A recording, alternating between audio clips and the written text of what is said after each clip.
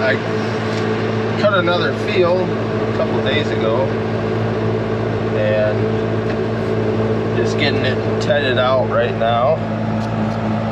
See it? Just a little.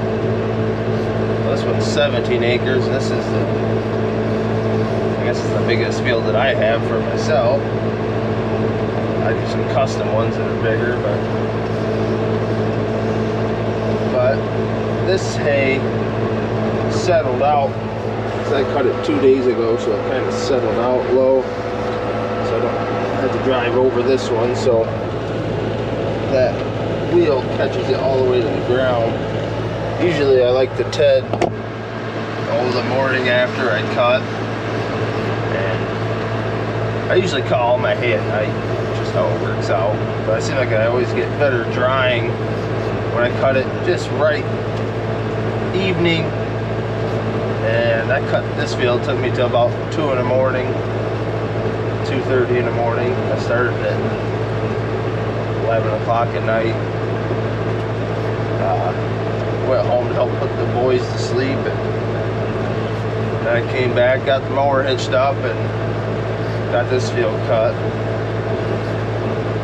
But I got some of that pepper grass weeds in this hay too, so this will all get round baled as well.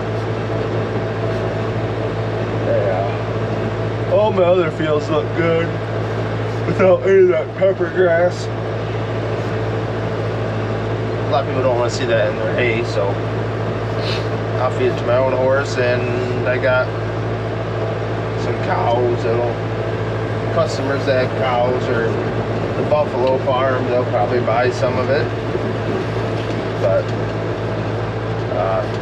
yeah, the buffalo ranch farm, they're we'll probably cut that hay next week for them.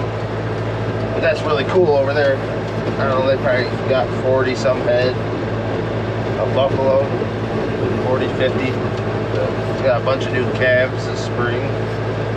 But yeah, if you want to go check them out, they're on Facebook. It's Bracy Gold Bison Ranch on Facebook. They're pretty cool. They got put a bunch of pictures of them, and they sell meat. I don't know if they're selling hides or not, but they got a bunch of them.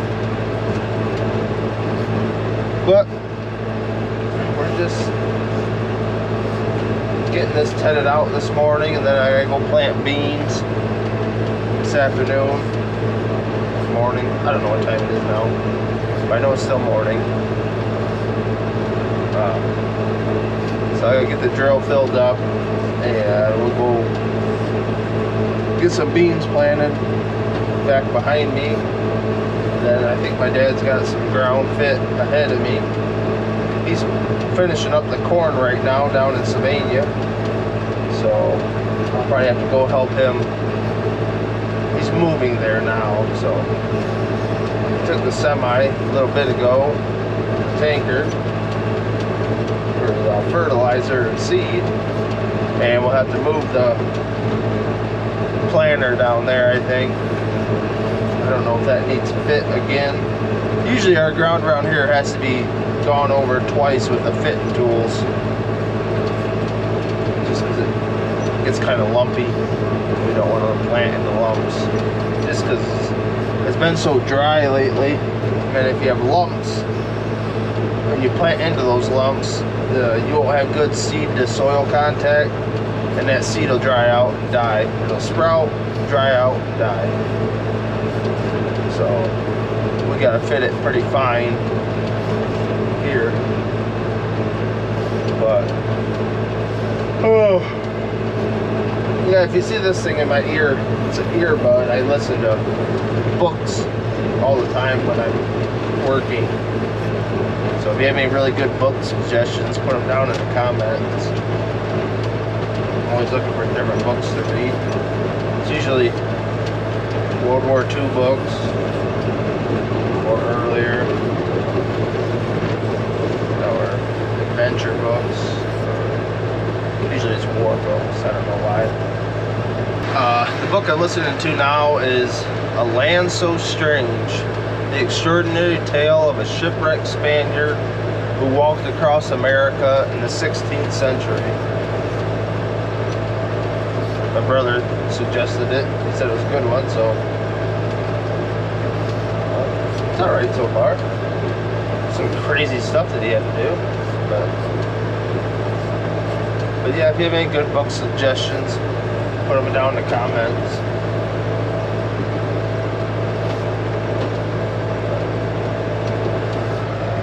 So we are just getting this all tightened out.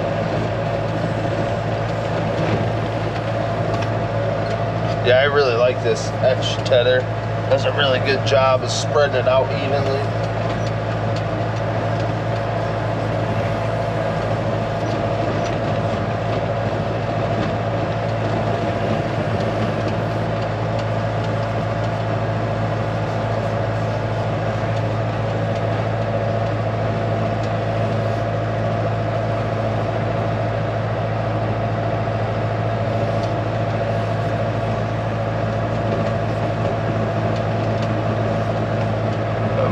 Done with this view, then we'll get planting. Well, this field's done. Looks pretty good. Just driving up, finish our corner.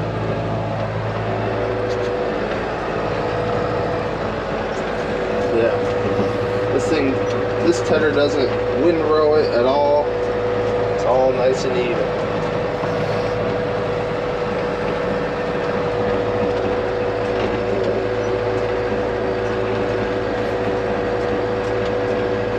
I'm just kind of driving aimlessly.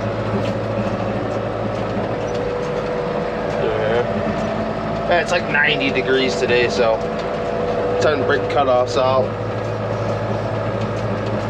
This will probably dry pretty quick. This hot.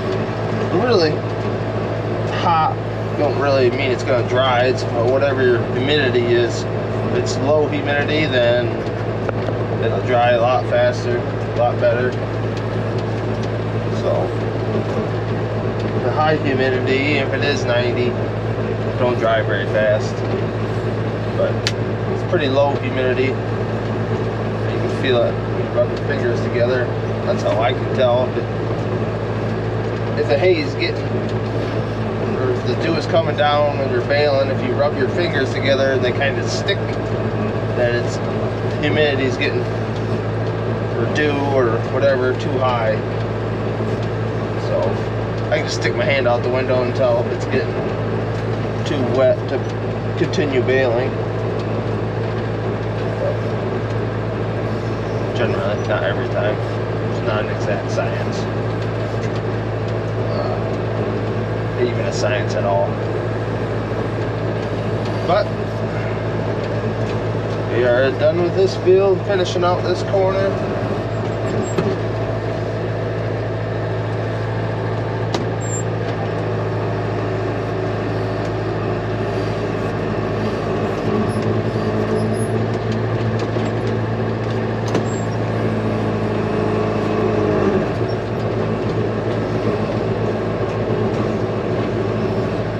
Here I got one broken tie and it keeps ticking when it goes around.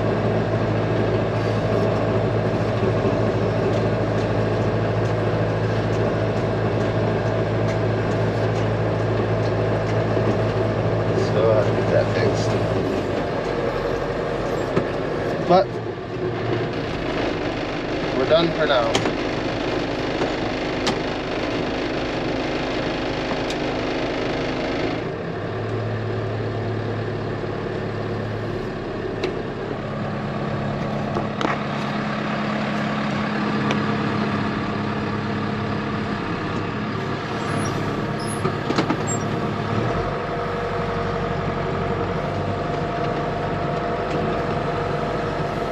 Oh, there it is.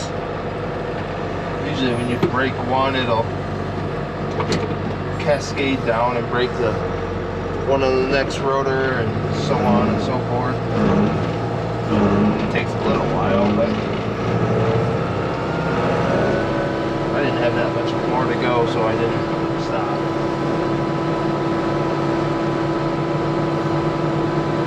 rock or something. Usually I break about 4 of those a year, so it ain't too bad.